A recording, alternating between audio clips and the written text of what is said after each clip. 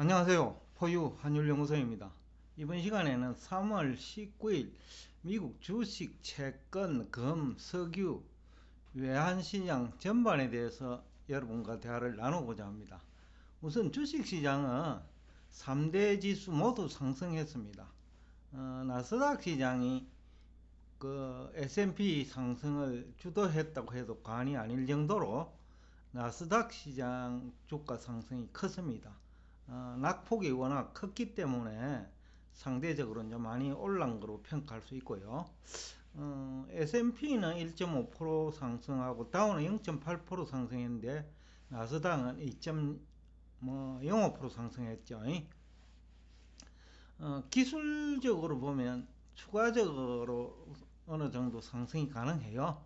그 다음에 뭐 특징주라고 하면 그동안에 이제 영업 실적이 나빠가지고 주가가 많이 하락한 주식들, 예를 들면 뭐 메타라든지 리비안이라든지 루시드라든지 지난해 인기주라는 그 테마를 가지고 올랐던 주식 중에 뭐 영업 실적이 수반되지 않는 기업들은 이제 주가가 많이 빠졌죠. 근데 어제는 그런 주식들이 상승폭이 컸다, 그런 측면에서 의미를 부여할 수 있을 것 같고, 그 다음에 이제 반도체 중에서는 영업이익률이 양호한 엔비디아 주가가 큰 폭으로 상승했어요. 얼마 전에 포유 환율 연구소에서 엔비디아 매수 의견을 낼 무렵에 210달러 안팎이었거든요. 그 시간에. 그랬는데 이미 280달러까지 이제 올라왔는데 290에서 300달러까지 올라갈 수 있지 않느냐. 그럼 단기에 한 3, 40% 정도 상승한 거는 큰 거죠. 그래서 이제 포유 환율 연구소가 이제 이런 투자 전략을 제시하는 건데, 그러니까 지수 바닥에서 우량 기업 주식을 사자는 거죠. 그래야 시장을 이길 수 있다는 거죠. 무조건 뭐 종목만 가지고 승부를 걸라고 하면 승부가 나지 않죠. 오히려 실패하는 경우가 많거든요. 그래서 뭐 우리가 종목에 투자하는 이유가 뭔지 여러분 제일 잘 아실 거예요. 시장에 투자하면 간단한데 종목에 투자하는 거는 시장보다 높은 수익률을 기대하기 때문 아닐까요? 그런데 이제 지수 향방을 모르는 상태에서 자꾸 종목만, 이 종목 저 종목 애널리스트들이 얘기하는 걸 쫓다 보면 결국은 이제 더 힘들어지거든요. 그러니까 지수 바닥인 수준에서 종목을 선정하는 게 맞다.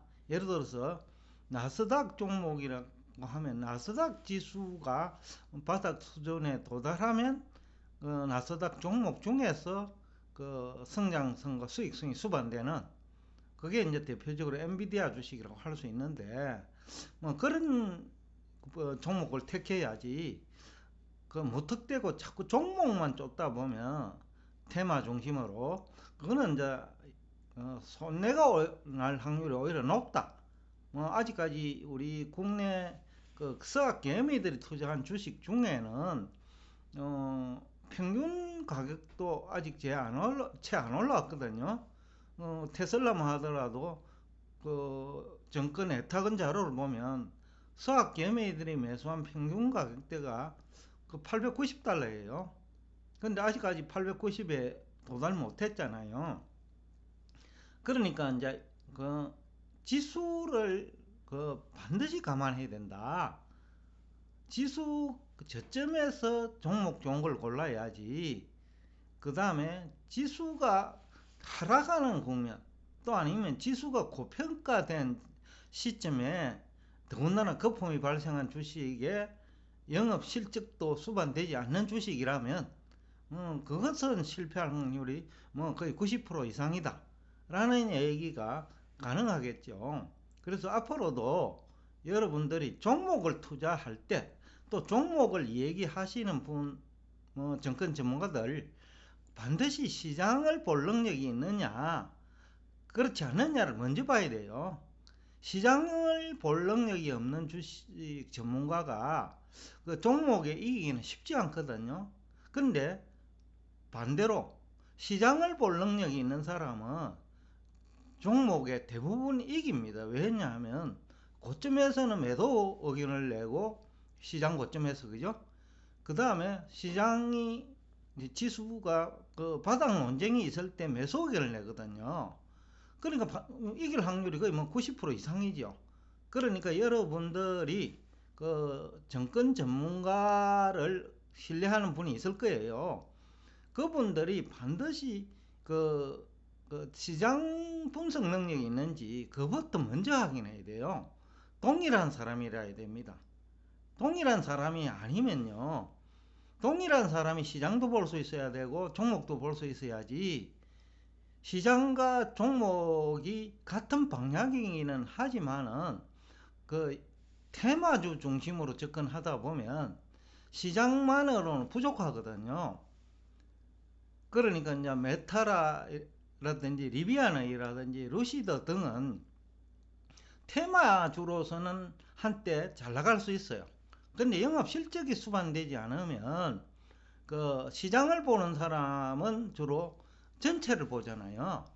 근데 종목도 보면서 시장을 봐야 성률도 높아지고 무엇보다 실패 확률이 낮아지니까 위험 관리가 가능하거든요. 측면에서 이제 여러분들이 공부도 시장부터 어떻게 볼 것인지를 먼저 해야 돼요. 흔히들 이러한 공부 방법을 탑다운 방법이라고 하거든요. 그래서 큰 그림 속에서 종목을 파악하자는 거죠. 그런데 그 종목도 테마도 중요하지만 영업 실적은 더 중요하다. 그렇기 때문에 우리가 공부를 하는 거거든요. 여튼 오늘 얘기는 이제 시황 설명이니까 뭐 주식 시장은 이 정도로 얘기를 하고, 그 다음에 금리 시장, 그러니까 채권 시장은 20년물은 강보합이죠. 그러니까 금리는 소폭 오히려 상승한 거죠. 채권이 하락이죠. 금리는 20년물이 소폭 하락이죠. 채권 가격은 소폭 상승이고요. 2년물은 약보합이니까 금리는 소폭 하락, 채권은 소폭 상승이죠. 그럼 이러한 이유는 이제 돈 흐름이 이제 채권 시장에서 주식 시장으로 낙폭 과대 뭐 주식 내지는 그 영업 실적은 수반되는데 엔비디아처럼 함께 내린 주식들 쪽으로 뭐 돈 흐름이 바뀌는 거 아니냐라는 분석이 가능할 것 같아요. 그래서 금리가 그 단기물은 계속해서 이제 기준금리를 올릴 테니까 단기물은 추가적으로 조금씩 그 금리가 상승할 거고, 장기물은 또 장기성 어떤 물가라든지 장기 어떤 금리와 관련되어 있기 때문에 또 성장률도 반영하고 있고, 그런 측면에서 이제 20년물은 어느 정도는 흡수가 됐는데 그래도 조금 더 그 5월경에 그 자산을 매각하기 시작하면 그 금액이나, 그러니까 매각 금액이죠. 보유자산 매각 금액이나 그 다음에 속도, 이거와 관련해서 조금 더 상승 여력은 있을 것 같아요. 단기 그 2년물은 기준금리 인상하면 조금씩 반영되겠죠.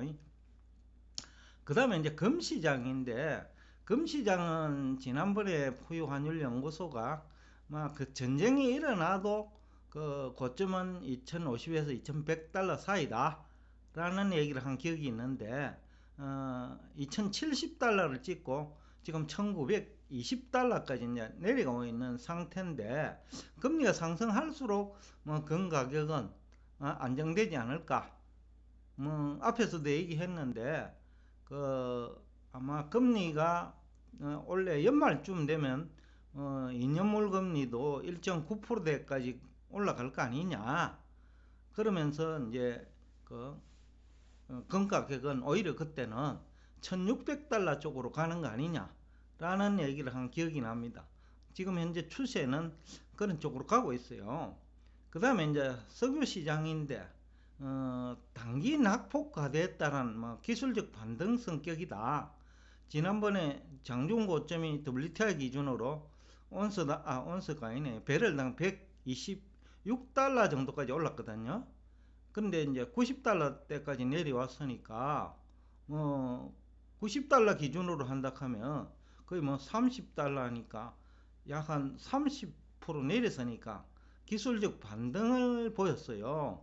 이틀 연속 기술적 반등인데 105달러까지 올라갔는데 많이 올라가면 상봉을 찍고 내려온다고 하면 115달러 안팎까지 올라갈 수 있지 않겠나 라는 얘기가 가능하겠고, 또 이 석유 가격이 일본하고 유럽, 한국도 마찬가지인데 그 통화 가치하고 연결돼 있거든요.